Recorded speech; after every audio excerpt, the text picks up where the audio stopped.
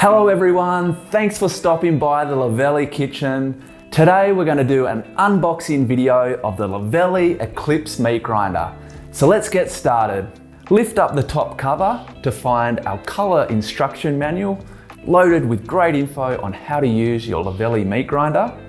Next is our What's Cooking and warranty card. We love for our customers to share photos of the Luvele appliances in action. Then we have our important information card. Please be sure to read this before using your Luvele meat grinder.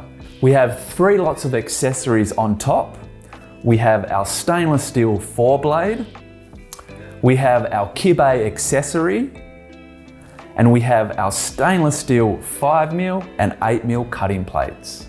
Lift off the protective packaging. Take out the power base of the Eclipse meat grinder and remove the bag. Then unwind the power cord. Take out the aluminium head and I'm going to unscrew the aluminium fixing ring. Inside we have our stainless steel sausage filling plate along with our stainless steel 2-blade and our newly designed stainless steel grind screw. Now we have our food pusher and our aluminium hopper plate. Last but not least are our uniquely designed Luvele stainless steel sausage nozzles. We include a 32mm, a 22mm and a 16mm.